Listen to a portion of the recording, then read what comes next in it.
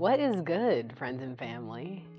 We're on bestie FaceTime, hanging out, chillin' vibes today, okay? We're in the bed, we're hanging out, okay? We got the Pikachu, we got the sleepy Pikachu, okay? Like, we're not playing here. I'm here to talk about getting out of your head and getting things done. This has been something that has been a resounding lesson for me over the last year. My New Year's resolution was just do it for a reason. As a creative, it can be so easy to get in your head and out of your body and your creativity because you're thinking through everything too much. So we're just gonna have a little chat about ways that you can get out of your head and just do it. So first, we're gonna start with the artist way. If you don't know, you know. I will talk about this probably a decent amount of times, but I did start the artist way about a year ago, maybe a year and a half ago, and so many of the things in this book I have taken with me and carried through my daily habits, but I did stop half the way through, which is funny because I saw a TikTok of someone saying, like, did you really start the artist way if you didn't stop before you finished? And eventually I will finish it. But I do think, sometimes you gotta stop and resume at a different time. I do feel like the chapters can sometimes find you when they're relevant. And speaking of that, I was in week 8. This video actually came out of not only my New Year's resolution, like I mentioned, but also something that I read in week 8. And it is, for an artist to become overly cerebral is to become crippled. Another quotation that I want to pull from the book. This attention to final form ignores the fact that creativity lies not in the done, but in doing. Real. I think we forget that. We forget that creativity is in the process. It's not in the final form. It's not in the checkbox. Honestly, these are a little bit less pointers than they are reminders, and I think that we all need reminders sometimes, right? I would argue that that point that I just made is the first one. Creativity is in the doing, not the done. You cannot get stuck on the done, because sometimes that will completely stop you from even starting. And it's so easy as a creative to be a perfectionist and to be so concerned about the final outcome. And I'm not saying don't make good work. What I'm saying is, if that work is taking you away from, is preventing you from putting anything out, from finishing anything, you got to get over that hurdle, because you'll never finish anything. You'll never put anything out. Second reminder is, overthinking really can be your biggest enemy. Overthinking can be the cloud of doubt. I think sometimes when you think too much about things, you keep recycling and spiraling and thinking of all the what ifs that can go in either direction. And at that point, that's when doubt comes in the picture. And then you're like, oh, well, now I don't even know if I can finish this. I don't even know if I can execute this the way that I want to execute it. And so then what? You just put your hands up and you walk away. You have to remember, again, it's about getting out of your mind and into your body. Sometimes you really just gotta do the thing and stop thinking so much about it. This is a good reminder for me, and also a good reminder, I think, for all of my ADHD girlies and guys and theys and thems. It's so easy to get caught in the planning phase. Like, I'll sit at my planner all day, I'll plan out my whole day, and then what do I actually get done? What tasks do I actually finish, Sometimes you gotta put the book down, you gotta stop writing down your plans, you gotta stop planning, and instead move to the action phase. Number 3, it's okay to be bad at things, but you have to do them to get good. This is a big one for all of my perfectionists and even just not perfectionists. You gotta remind yourself that it's okay if your old videos are bad. It's okay if your first song isn't perfect. It's okay if your first poem isn't that great, or your first artwork is not like flawless. Your first graphic design is not perfect. Like, that is fine. And sometimes, along with putting to bed the overthinking, you need to put to bed the idea that you're going to be absolutely magnificently perfect at something right out the gate. I do partially feel like media and in general like society has glorified this idea of this natural talent, someone that just like comes out the gate knowing how to do these insanely perfect artworks and, you know, has insane creativity that's so refined, so this, so that. Yes, that exists, and yes, that's incredible, but let's give credit also to the people that worked so hard to refine their art to get to where it is. And I think that's a beautiful phenomena, right? To look back on your art, to look back on your creativity and say, wow, I started here and I think this stuff is pretty bad, but look at where I'm at now. Look at all of the iterations it took for me to get to where I got.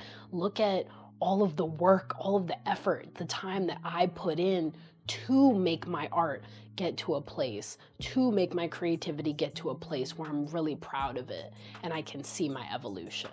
And that is beautiful. Embracing that mentality will help you to better do the actions instead of, you know, getting too in your head about what your final product is. Creativity is a muscle. And I love this one because we can all imagine that, right? That's palpable for us. If creativity is a muscle, you have to work it out. It's an active verb. And so if your creativity is a muscle, it doesn't matter what that workout looks like as long as it's happening. The way that we should work out, the way that our bodies need exercise, is the same way that creativity needs to be active. Maybe try reframing your creativity and your creative practice like that, and looking at it from the lens of, this is a muscle that I gotta flex. Me set out time for it the same way I would set out time to go to the gym. And in the same way, when you start working out, your form might not be perfect, but you get to a place where it is. If you know that going out the gate, it'll make your life a lot easier. Action precedes motivation. There's so many things in life that will not be preceded by motivation. And everyone talks about this, right? I'm waiting for this to happen so I can get the motivation to do this. Sis, it might not ever come. That thing that you're waiting for might not ever happen to give you the motivation. And quite frankly, even if you don't need that thing, the motivation may never come. That's why getting out of your head and into your body and just doing things is so important, because just doing it is that action. It's the action that will push the motivation on the other side. Some people have it, you know, some people do have the motivation. That's cute. That's great for them. We're happy for them. That's amazing. And some days you might have the motivation as well. You might wake up and feel really creatively inspired. And other days, that will be the last thing you want to do. But what will keep you resilient is stepping into being active and doing the action regardless. The motivational part is the, I feel like doing this, or, oh, my brain is telling me that I am equipped for this, I have energy for this, etc., etc. Wipe the brain, get into your body, do the thing. Like, don't think about whether or not you have the motivation. This action that I'm doing is gonna precede the motivation, and I already know that, so I'm not even waiting for the motivation. I'm gonna do it regardless. I'm gonna do it tired, I'm gonna do it sad, I'm gonna do it on gloomy days, on sunny days, when it's cold, when it's warm, when I wake up and I don't feel creatively inspired, when I do. There's so many different ways to mitigate the lack of motivation in your action, which maybe I'll make another video on. Regardless of how you do it, you have to get into the action itself. In some cases, that will then spark your motivation, because you'll say, wow, I'm really proud I did that, even though I had absolutely no brain cells today. And I was really tired and I felt like unmotivated and I didn't have any new ideas. And then sometimes on the flip side, that will then be the catalyst for you to be like, okay, now I'm motivated. Let's go. We can do this. But maybe not. So you have to, again, build the practice of the action, knowing that you might take action and take action and take action, and the motivation might not come till later, and that's okay, but you have to keep going. And finally, your work is also not your worth. Sometimes you have to detach your work from your worth in order to produce. And that's just what it is. I do think sometimes we get so tied up and so emotionally invested in the work that we do, which of course, like that's natural.